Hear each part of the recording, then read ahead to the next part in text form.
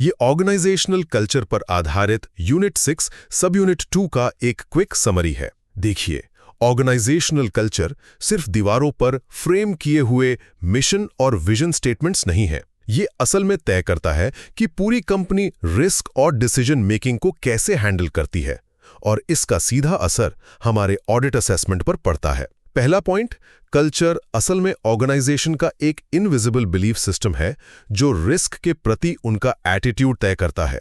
इसे एस्टैब्लिश करने की पूरी रिस्पॉन्सिबिलिटी, यानी tone at the top, senior management की होती है। लेकिन यहां सोचने वाली बात है, क्या कल्चर सिर्फ कागजी बातों तक सीमित है या एम्प्लॉइज के डे टू डे डिसीजंस में भी झलकता है? दूसरा पॉइंट, इस कल्चर को कोड्स ऑफ कंडक्ट के जरिए एनफोर्स किया जाता है। एक ऑडिटर के तौर पर हमारा काम सिर्फ पॉलिसीज की कॉम्प्रिहेंसिवनेस पर टिक मार्क लगाना नहीं है, बल्कि जमीन पर कंप्लायंस इवैल्यूएट करना है। क्योंकि यार, एक बेहतरीन पॉलिसी डॉक्यूमेंट होना और उसे असलियत में फॉलो करना दोनों बिल्कुल अलग बातें हैं। फाइनली, जब हम एथिक्स और कल्चर का ऑडिट करते हैं तो इंडिपेंडेंस सबसे क्रिटिकल होती है। चीफ ऑडिट एग्जीक्यूटिव को कभी भी चीफ एथिक्स ऑफिसर का रोल नहीं लेना चाहिए। ये इंटरनल अश्योरेंस की ऑब्जेक्टिविटी के लिए सीधा रोल कॉन्फ्लिक्ट है। सिंपल सी बात है, आप खुद का होमवर्क चेक करके खुद को मार्क्स नहीं दे सकते। कुल मिलाकर एक बेहतरीन ऑर्गेनाइजेशनल कल्चर हमेशा इंसेंटिव्स को कोर वैल्यूज के साथ अलाइन करता है,